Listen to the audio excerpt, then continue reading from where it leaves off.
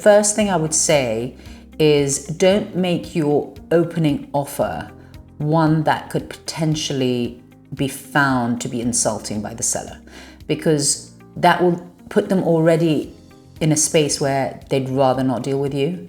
And if given the opportunity, they will change horses. The second thing I would say is make sure you're really prepared. And sellers like someone who's really organized. The finances are there, they've got a solid plan, they know exactly when they want to go and what their time frame is. And I think that's also attractive. And finally, the other thing that's really attractive to a lot of sellers is when you're actually represented, because it shows that you're really serious. You've actually gone and hired somebody to help you find a property. Face-to-face is so much better, even if it's a pleasant little discussion.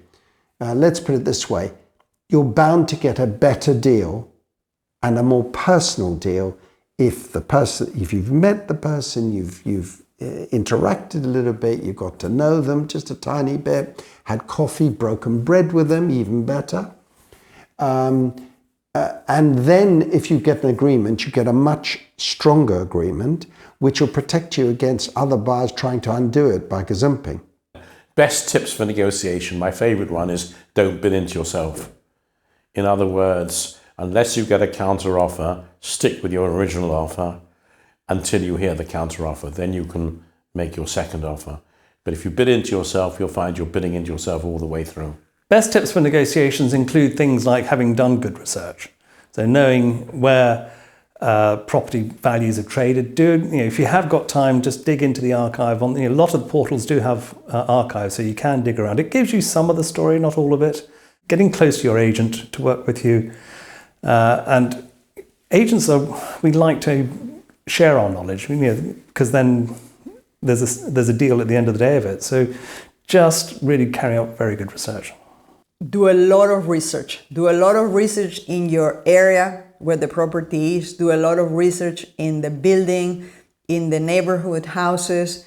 Get to know as much as you can about the prices that have been achieved. And that will give you an indication whether what you want to do to begin with is realistic or not. Get to know the circumstances of the seller. These things work in your favor. And these things also need to be put in an offer when you made them offer. There is definitely validity in taking a strong line where you instinctively feel that that strong line is valid. And I have found in the last while, I have a technique when selling properties. I prefer to put something on at a nice round number.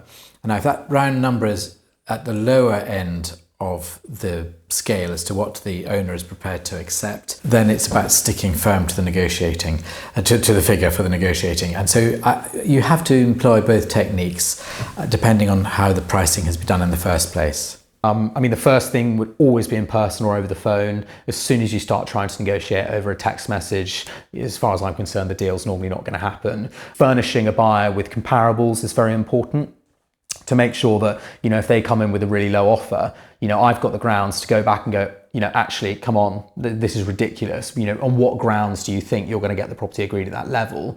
Whereas coming in with that sort of best and final straight off the bat, it puts us as agents in a much stronger position to be able to say to our client, look, we've had the property on for X amount of time at X price. We've got a really good buyer, and that's again my job to sell the buyer and have as much information on that buyer as possible in order to get it agreed for both parties.